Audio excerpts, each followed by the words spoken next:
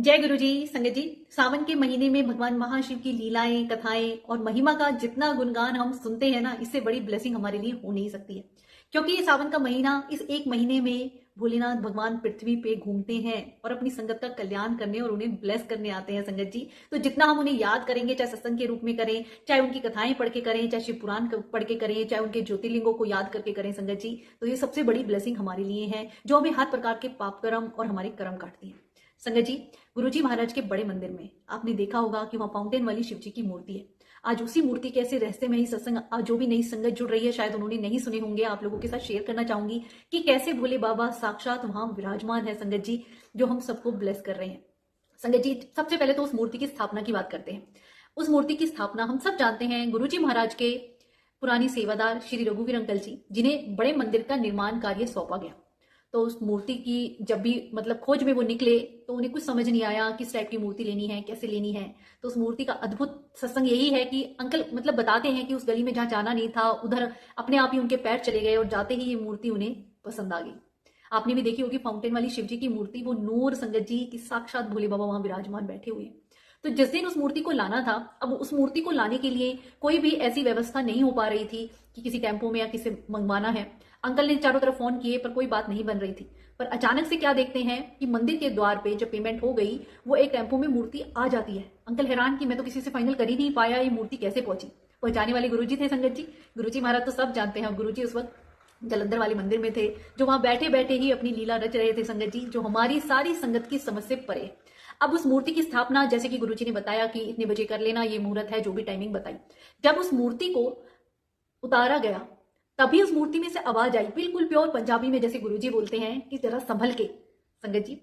तो सारी संगत हैरान कि गुरुजी इस मूर्ति में से बोल पड़े हैं।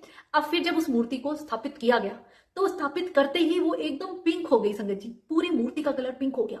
वहां जितनी भी संगत थी सारी हैरान कि एकदम से हुआ क्या। और अंकल भी हैरान, और अंकल ने सोचा मैं ये सूचना गुरुजी को फोन पे दे देता हूँ कि ऐसा ऐसा हुआ। मूर्ति की स्थापना के बाद उन्होंने फोन किया और फोन जैसे ही हाथ में लिया तुरंत गुरुजी आगे से ही बोल पड़े, क्यों, क्या हुआ, मूर्ति पिंक हो गई। उसमें मैंने अपना नूर डाल दिया है, जान डाल दी है संगत जी। अंकल सुन के हैरान रह जाते हैं कि कैसे गुरुजी महाराज की लीलाएं इतनी अपरंपार है। हम बहुत ब्लेस्ड है संगत जी, जो हमें गुरुजी महाराज भगवान ही गुरु के रूप में मिले हैं। आप यकीन मानिए, इतने प्यारे रब भगवान महाशिव जो हमारे जीवन में आए हैं और उन्होंने हमारा कल्याण अपने फिजिकल फॉर्म में भी किया और आज भी कर रहे हैं संगत जी। अब जब वो मूर्ति की स्थापना कर दी गई तो कितनी ऐसी संगत आज भी और पहले भी उस मूर्ति में मूवमेंट होती हुई देखी है। कितनों ने उस मूर्ति में से तेज निकलते हुए देखा है, आईज को झपकते हुए देखा है, स्माइल करते हुए देखा है और गर्दन को इधर उधर हिलाते हुए देखा है, उस मूर्ति में मूवमेंट होते देखी है। एक आंटी जो 35 साल से बीमार थी और न जाने कितनी दवाइयां खाती थी, पूरा अपना दवाइयों का पिटारा लेके साथ चलती थी, वो गुरुजी महाराज के बड़े मंदिर आई और उस मूर्ति की माथा टेका संगत जी। उन्हें इतना तेज दिखाई दिया जैसे इस मूर्ति में से वो जो नाग देवता बने हुए वहां से रोशनी निकल रही है। वो हैरान कि ये क्या चमत्कार देख रही हैं, आईज झपकते हुए देखा उन्होंने। वो दर्शन करके जब वापस जाने लगी तो उन्होंने एक सेवादार से कहा कि आपने मूर्ति में बड़ी अच्छी लाइटिंग वाइटिंग कर रखी है, बड़ी रोशनी है। तो वो कहते हैं हमने तो कोई यहाँ पे लाइटिंग नहीं है, जो आपके सामने है बिल्कुल नॉर्मल एक सिंपल सी मूर्ति है। तो आंटी कहती है मैंने तो इसमें दर्शन किए हैं, इसमें मूवमेंट भी हो रही है, लाइटिंग भी कर रही है संगत जी। वो दिन, उस दिन के बाद आंटी की जो इतनी दवाइयां खाती थी वो सारी छूट जाती हैं, क्योंकि गुरुजी महाराज ने उस दर्शन दे दिए संगत जी। कितनी ऐसी संगत के ये अनुभव मैंने खुद सुने हैं कि उन्होंने उस मूवमेंट मूर्ति में ऐसे मूवमेंट होते हुए देखा है। तो ऐसी अद्भुत लीला जहां साक्षात भगवान महाशिव विराजमान है। गुरुजी यूं ही नहीं कह के गए हैं कि 12 तीर्थ पुण्य स्थानों का एक साथ तुम्हें फल बड़े मंदिर आने से मिलता है। और ये मंदिर जहां कन कन में भगवान महाशिव की ब्लेसिंग भरी पड़ी है संगत जी, जब भी मौका मिले आप सबको वहां जरूर जाना चाहिए। ना जाने किस रूप में, कहां, कैसे गुरुजी हमारा कल्याण कर दें। अभी पीछे एक आंटी का मैंने सत्संग शेयर किया था, जिन्हें था कि गुरुजी कौन है, गुरुजी एम्पायर स्टेट बैठे हुए हैं, वो बड़े मंदिर आई और इस मूर्ति को जैसे ही उन्होंने माथा टेका तो आधा स्वरूप गुरुजी का आधा शिव जी का उन्हें दिखाई दिया, पता चल गया कि गुरुजी कौन है। इससे बड़ा और क्या ही हमें चाहिए संगत जी कि हमारे रब इतने प्यारे हमें मिले हैं और हम इतने ब्लेस्ड हैं कि उन्होंने हमें अपनी संगत चुना है संगत जी। कितनी ऐसी संगत है जो अभी भी गुरुजी से नहीं जुड़ पाई है, तो मैं तो कहूंगी, कहते ना, वो उनका वक्त आया ही नहीं है, क्योंकि गुरुजी अपनी संगत खुद चुनते हैं। तो उस मूर्ति के ऐसे प्यारे प्यारे सत्संग हैं, इतने अनुभव हैं संगत जी। अब आगे आपने पीतल की शिवजी की तांबे की मूर्ति भी देखी होगी। उस मूर्ति का अनुभव, जो सेवादार वहां सेवा करते हैं, साफ सफाई का काम करते हैं, वो कई बार बताते हैं कि उस मूर्ति की ऐसे हमने गर्दन इधर उधर होते हुए देखी है।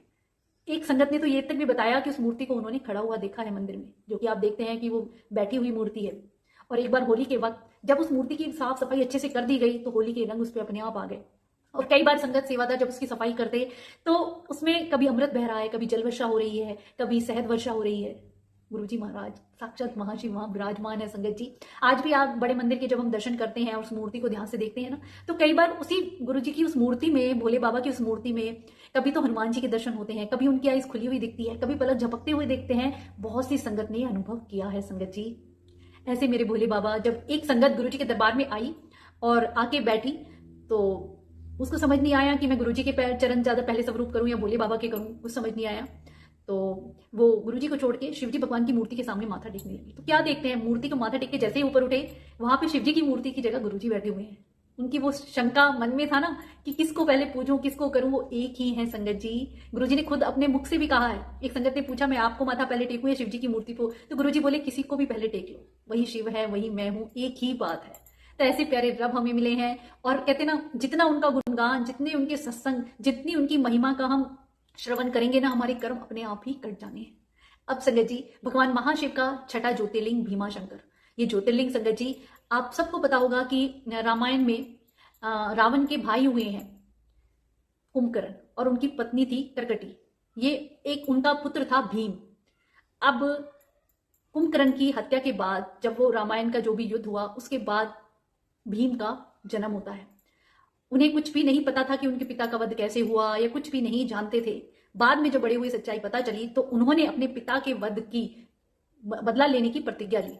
तो उन्होंने काफी जो ऋषि मुनि साधु संत होते हैं उन पर अत्याचार किए, और एक सुदक्षिण नाम के राजा थे जो शिव जी के बहुत बड़े भक्त थे, उनको कारावार में डाल दिया। अब उन्होंने कारावार में ही ऐसे पार्थिव शिवलिंग बनाया और वो शिव जी की पूजा करने लगे।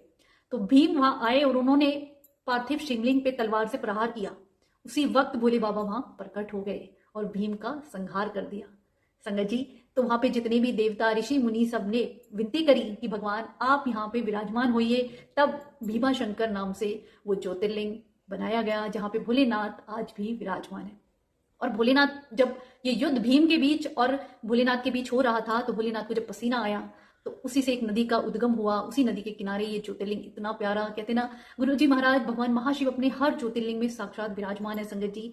ऐसी शिव पुराण में कथाएं, उनकी लीलाएं, जिनका श्रवण करने मात्र से ही ना जाने हमारी कितनी इच्छाएं पूरी हो जाती हैं और हमारे कर्म कटते हैं। तो ऐसे भोले बाबा हम पे अपनी कृपा बनाए रखें, उनकी लीलाओं का हम गुणगान करते रहें। हम इतना वक्त कितनी टीवी देखने में, रील स्क्रॉल करने में भी तो वेस्ट करते हैं संगत जी। तो जितना हम भगवान की लीलाएं कथाएं सुनेंगे ना, कर्म करते हैं, आप यकीन मानिए हम उतनी देर बुरे कर्मों से बचे रहते हैं, वो हमारे पुण्य में बदल जाते हैं। और ये पुण्य का बैलेंस जब बढ़ता चला जाएगा ना, तो आपके जीवन में कोई भी कष्ट या परेशानी वैसे ही नहीं बचेगी। संगत जी, सावन का महीना चल रहा है, गुरुजी महाराज का मंत्र जाप जितना हो सके आप कीजिए। सच कह रही हूँ, जीवन में कोई भी कष्ट परेशानी है आपकी कहाँ चली जाएगी आपको पता भी नहीं चलेगा। अनंतम शुक्राना गुरुजी।